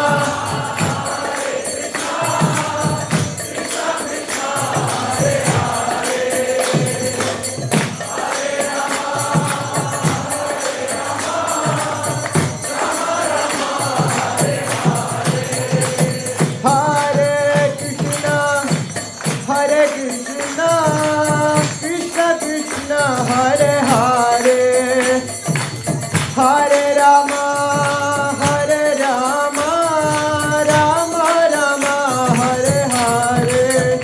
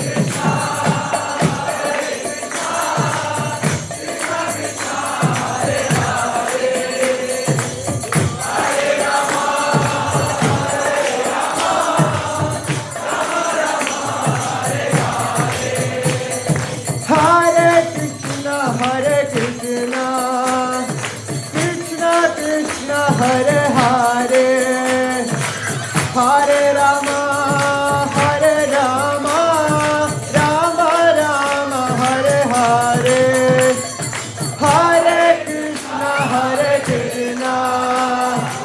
Krishna Krishna, Hare Hare, Hare Rama, Hare Rama, Rama Rama, Hare Hare, Hare Krishna, Krishna Krishna, Hare Hare, Hare Rama, Hare Rama, Rama Rama, Hare Hare, Hare Krishna, Krishna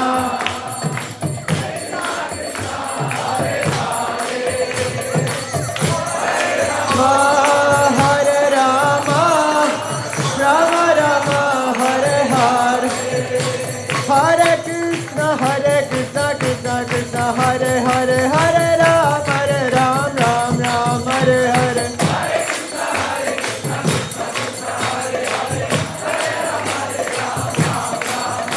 Hare Krishna, Krishna Krishna, Hare Hare, Hare Ram, Ram Ram, Hare Hare.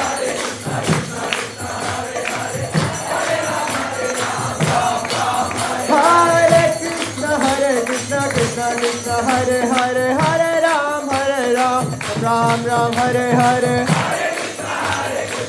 Hare Krishna, Krishna Krishna, Hare Hare, Hare Ram,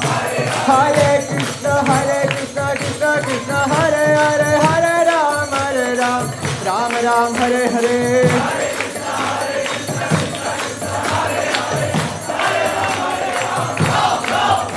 Hare Krishna, Krishna Krishna, Hare Hare, Hare Ram, Ram Ram, Hare Hare.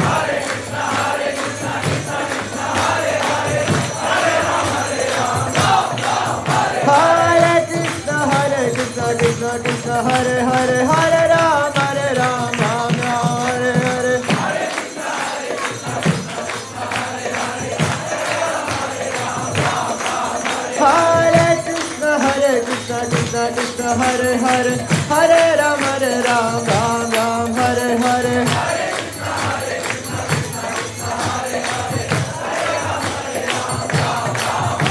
Hare Krishna, Krishna Krishna, Hare Hare, Hare Rama, Rama Rama, Hare Hare.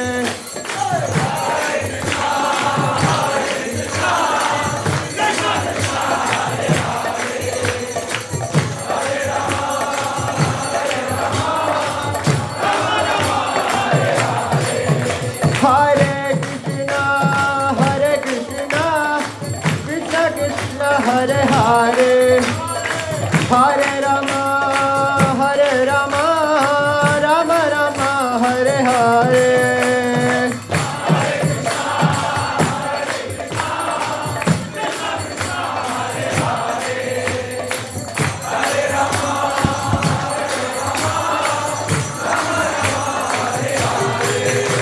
Hare Krishna, Krishna Hare Hare, Hare Ram, Ram Ram, Hare Hare.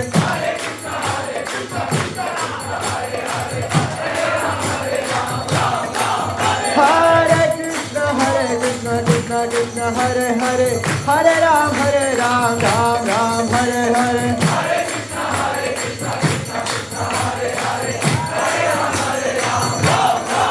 Hare Krishna,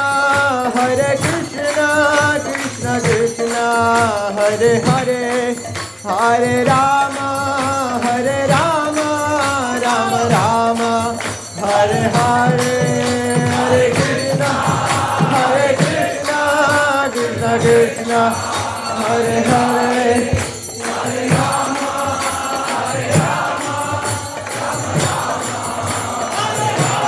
Hare Krishna,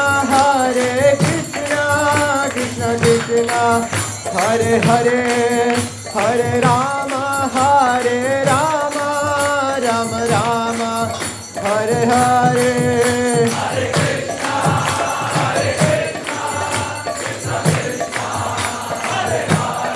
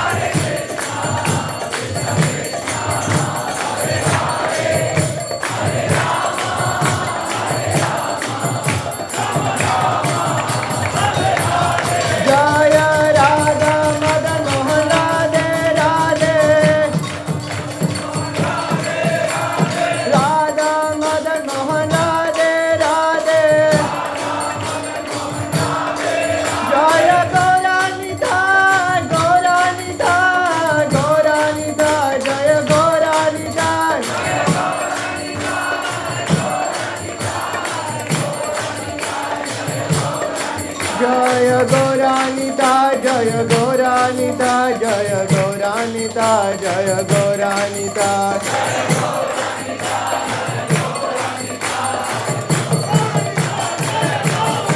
Jaya Prabhupada, Jaya Prabhupada, Jaya Prabhupada, Jaya Prabhupada.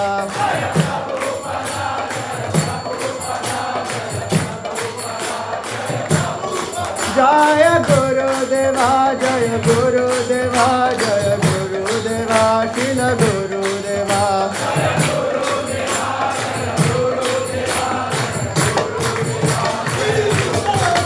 Nita Gora Haribo, Haribo, Haribo, Nita Gora Haribo.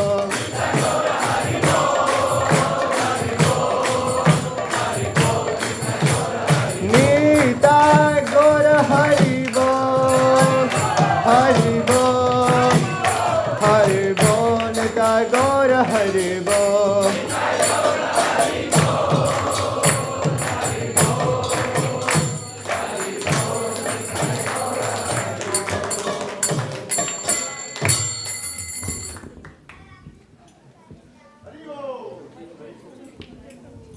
जयं विष्णुपाद परमहंस परिव्राजकाचार्य अष्टोत्तर शत श्री अभय चरण अरविंद भक्ति वेदांत स्वामी श्री प्रभुपाद की जय अंग विष्णुपाद परमहंस परिव्राजकाचार्य अष्टोत्तर शत श्री भक्ति सिद्धांत सरस्वती ठाकुर की नामाचार्य शिल हरिदास ठाकुर की प्रेम से कहो श्री कृष्ण चैतन्य प्रभु नित्यानंद श्री अद्वैत गदाधर श्री वासादि श्री गौड़ भक्तवृंद की श्री श्री राधा कृष्ण गोप गोपीनाथ श्याम कुंड राधा कुंड गिरि गोवर्धन की वृंदावन मथुरा धाम की श्रीक्षेत्र जगन्नाथपुरी धाम की मायापुर नवद्वीप धाम की गंगा माई जमुना माई की तुलसी महारानी की समवेत भक्तवृंद की all glories to the assembled devotees, all glories to the assembled devotees, all glories to the assembled devotees, all glories, all glories, all glories, Sisi Guru Gaurango, Gaur Premanande, Hari Hari Bol.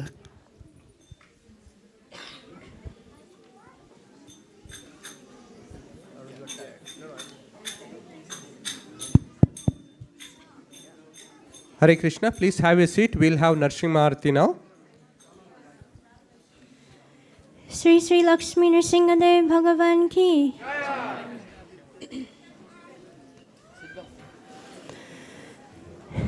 Namaste Narasinghaya.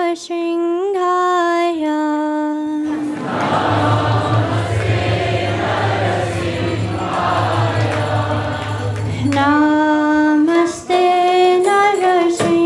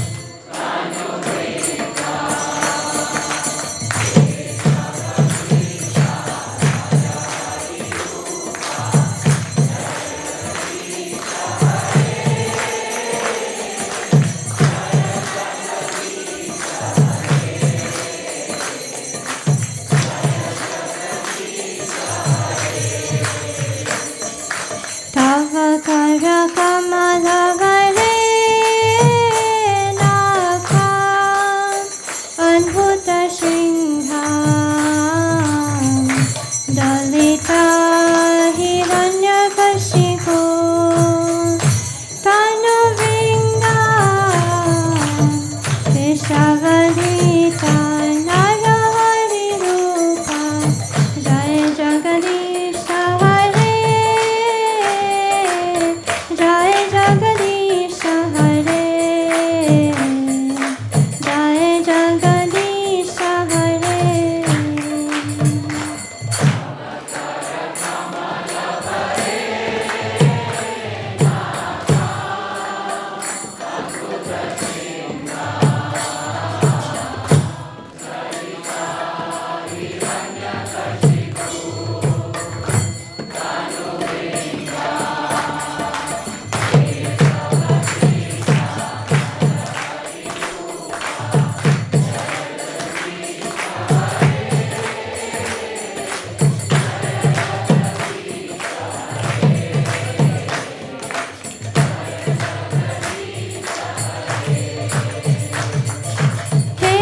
Keshavadita Narahari Rupa Jaya Jagadisha Hare Jaya Jagadisha Hare Jaya Jagadisha Hare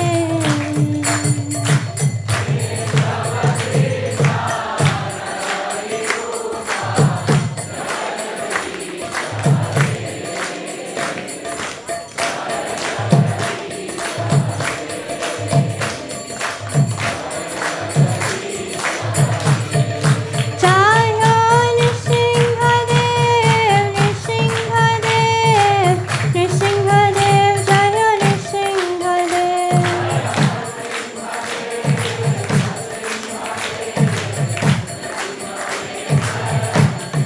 Jaya Bhakta Prahlad, Bhakta Prahlad, Bhakta Prahlad, Jaya Bhakta Prahlad.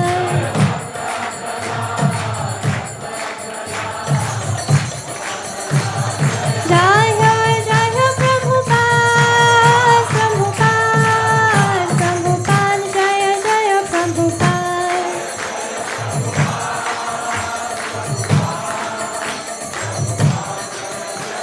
Nitai Gaur Hari Bol, Hari Bol, Hari Bol, Nitai Gaur Hari Bol.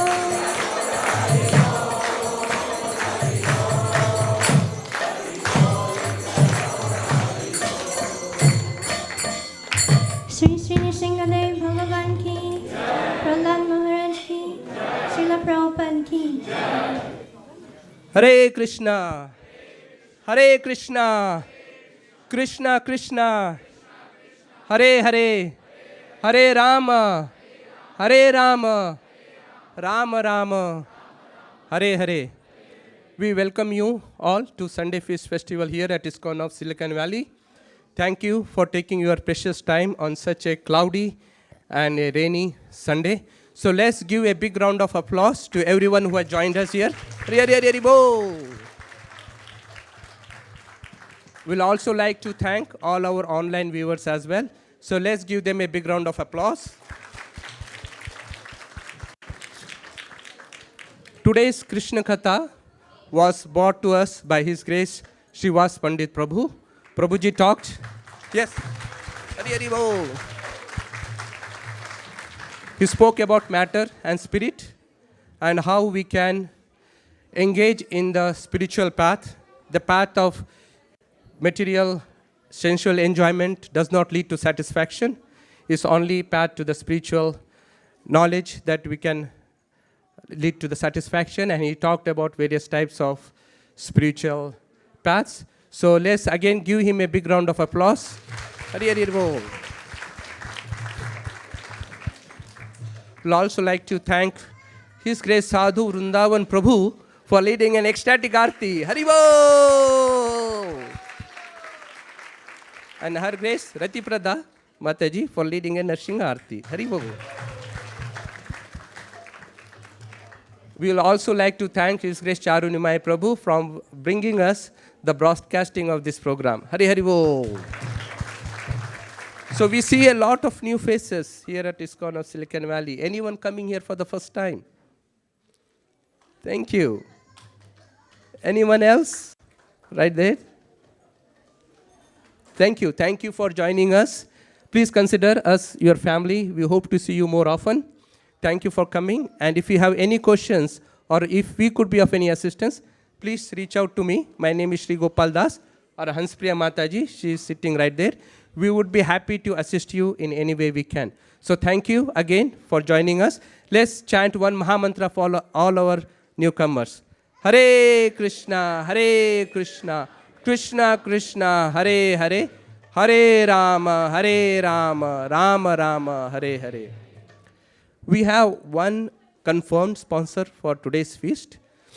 Shipra Mataji and Vikas Agarwal Prabhu. They are again sponsoring this Sunday feast to express gratitude for all the devotees. So they are not here, but let's thank them in their absentia. Hare Krishna. I think that's what I have for the sponsorship. Anyone else? If I missed anyone else, please reach out. Oh, sorry, yes. And Her Grace Bhagwati Mataji. Please come, Mataji. And she is sponsoring in the memory of your father, right? Please come.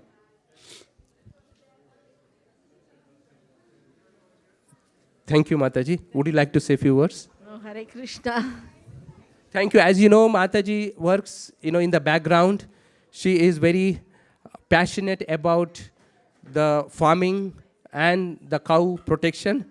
So she does a lot of service here. Has been here for very, very many years. So let's thank her for all her services and today's sponsorship. Hare Krishna. Hare Hare Bol.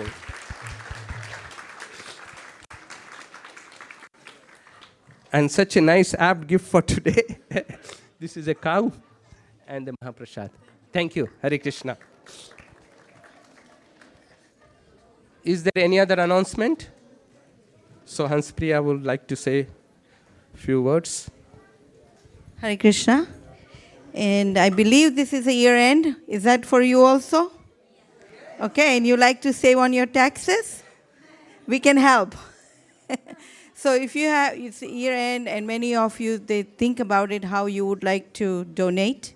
We can help you, we can guide you how you can donate the tax saving, you can donate the stocks, you can donate towards the books, you can donate towards the new temple, temple operation. So all the temple activities are actually run by your donation.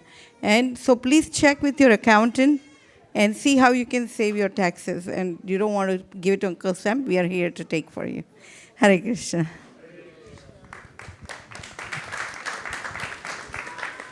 Now Amara will announce today's cooks. Hare Krishna. The scrumptious feast today was led by Ananda Mataji, and she was assisted by Shital Mataji, Tapomay Prabhu, Hitesh Prabhu, Gopi Priya Mataji, Shama Karuna Mataji, Divyananda Prabhu, Malay Prabhu, Umesh Prabhu, Shama Bhakta Prabhu, Madhuri Manjari Mataji, Divyadarshi Mataji, Shreya Mataji, and Mayuri Mataji. Thank you so much for all the devotees who have helped, and please enjoy the prasadam. So before we go to Prasad Sevya prayers, just today's logistics about serving Prasad. All the devotees will exit through this door and you will form a line along the wall. And then you will come from this door inside and form a line, sit in the line rather than sitting in the circles, so we can accommodate many devotees in the room. And thank you for considering the request. Hare Krishna. Now we can go to Prasad Sevya prayers. Sharira vidya ja jodendriya tahe ka jive phile vishaya sagore dharmadye jivayati lobhamay sudurmati Take jita kathina samsare Krishna bado doyamon Kori bare jivadai Swaprasadana dilo bhai Se anamrita pao Radha Krishna guna gao Preme dako Shri Chaitanya nitai Preme dako Shri Chaitanya nitai Mahaprasade Govinde Nama Brahmani Vaishnave Sapa Punyavatam Rajan Vishvasane Vajayate Prasade Sarva Dukhanam Anurasya Vajayate Prasana Cheta Suyashu Buddhi Parya Patishtate Tvayopabhukta Shagandam Rachita Uchishta Bhojino Dasa Ayam Jayemagi Shushkam Paryushitam Vapi Nitam Vaduradeshata Bhakti Matrena Bhoktavyam Natakala Vicharanana Deshaniyamastata Nakala Niyamastata Praptamanam Tutam Shishter Bhoktavyam Arira Pravit Bhagavad Shri Mahaprasad ki. Please come.